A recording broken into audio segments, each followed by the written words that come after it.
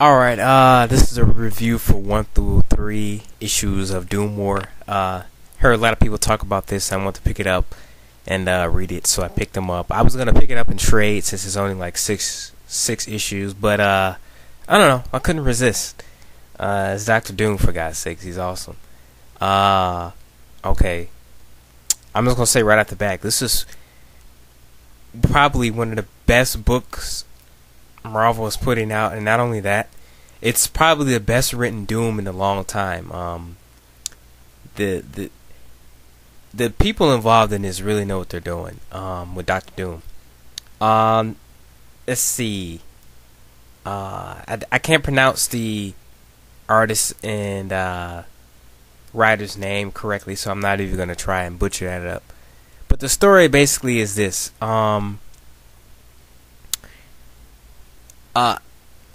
The country has pretty much put Storm under arrest. Falsely accused her of doing something she didn't do, and she's been put in a death sentence. And her husband, Black Panther T'Challa, he is trying to help convince the X-Men to fight a war against Dr. Doom, who pretty much orchestrated this. Doom is after vibranium. He wants vibranium so that he can go about his tyrant ruling.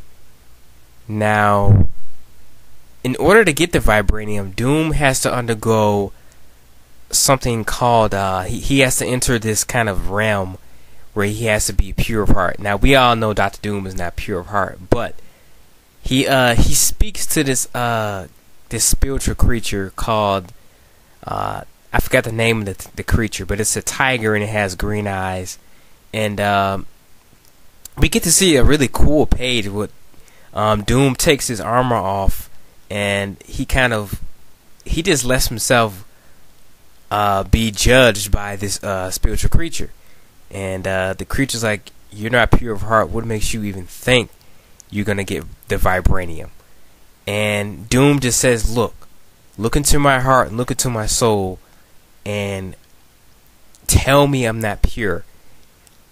He says, Doom is like, the only reason I did everything I wanted to do is to protect mankind from basically the whole line of I want to protect mankind from the evils that beset them.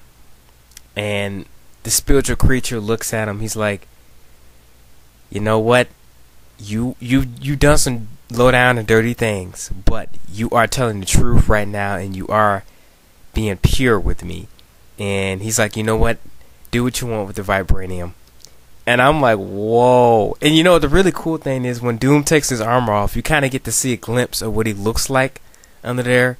And Doom is freaking huge. Muscular, he's in shape. He might be a little bit scarred a little bit, but they kind of give you a glimpse of what he looks like, and dude is huge. I've always wondered what Doom really fully looks like under there. And I just like the artist in here. The artist is great. It fits it perfectly. And oh man, I'm wondering what they're gonna do. What Doom's gonna do? He has vibranium now, which is pretty much what Captain America's shield is made out of, and it's stronger than what Wolverine's claws are made out of. Doom is now pretty much almost invincible. Like I said, I've only read the first 3 issues, and it's only up to 3, but this is a very interesting story. All the stuff happening with Doom and the X-Men, T'Challa's calling the help of the X-Men to help him out, and they kind of agreed, but they're not going as the X-Men, they're going just as T'Challa's friend. And T'Challa kind of left Storm for the greater good. He didn't just leave her there, just to let her die. He had to do it for the greater cause, because his entire country is under attack, and if he abandons his country, that's it for his people altogether. And that's a very hard decision to make. You got to choose between your people or your wife, and he chose his people.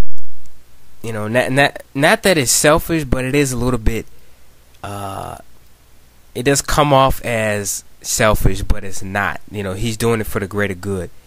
And I find it interesting that Doom considers T'Challa his equal. He says, I've always tired of your husband.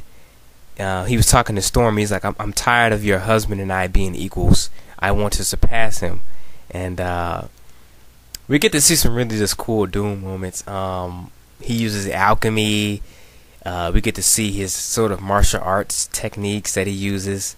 Doom is just all around badass. If you haven't picked this book up, it is great. One of the best Marvel books out easily. And that's all I'm gonna say on this book. And I'm definitely gonna continue reading it in single issues. I was gonna wait for the trade, like I said, but I just couldn't resist.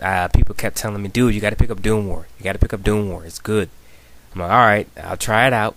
And eventually I picked it up, and it's great. Even if you don't like superhero comic books, if you're not into the whole superhero thing, this is not really a superhero book. It's more of a I don't know how to describe it. It's kind of his own thing. It has good political stuff in it. It has a lot of realistic stuff in here. President Obama makes an appearance. So if you're not into the whole superhero thing, this really kind of derives away from that, and you can kind of read it and go, oh, okay, I see what this book is trying to do. So I hope you enjoy it, and this is my review of Doomwar so far. I'll do a full review on it when the entire series is done. It's 6 issues, and it'll be done within it's 3 more months, and it'll be done. So enjoy the read.